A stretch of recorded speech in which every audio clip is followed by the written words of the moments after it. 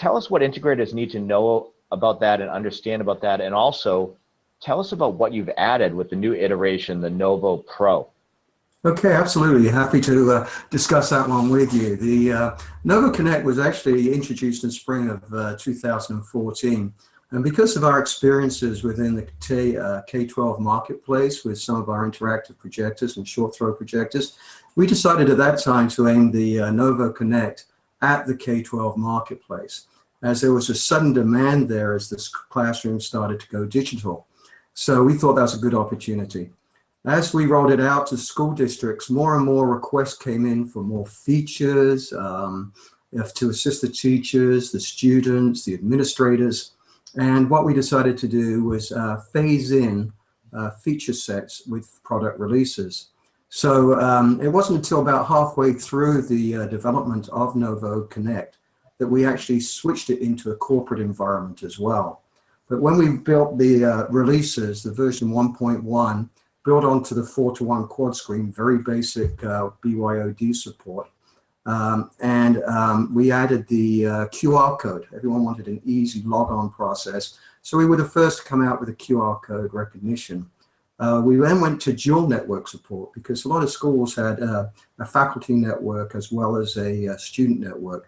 So an Ethernet dongle was introduced, and then we, to connect to the Ethernet, which is usually the faculty network, and we had the wireless connectivity with the students. And as the developments went on through 1.3, a lot more things. We had teacher tools, attendance monitoring. We could actually lock out student tablets and phones so that the teacher got full attention of the student.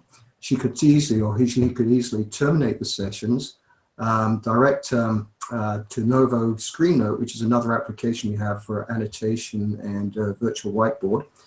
We actually had virtual whiteboard built in, and so you could use a blank screen and do a virtual whiteboard using Novo Connect. We also added some YouTube optimization. This was very much aimed at the higher education, which uses a lot of YouTube. And we got frame rates up to 30 frames per second and 1080. So version 1.5, I think it was, added Chromebook support. And then the final release of features on that platform was the file sharing and remote management. So school administrators could actually, or a corporate administrator, IT department, could administer the all the Novos on the network.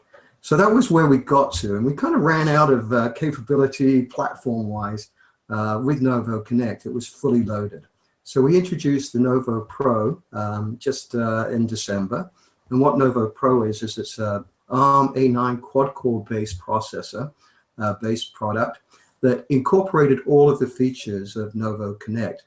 We also support Ultra HD 4K at 30 frames a second from the little micro SD slot. Trying to do 4K HD over wireless is not recommended. It will be some limitations, but you can do it from the, as I mentioned, into the micro SD slot. We also added what we call launchers. These launchers are buttons that you plug into your USB port on your computers, and you can just click the button and the display is showing.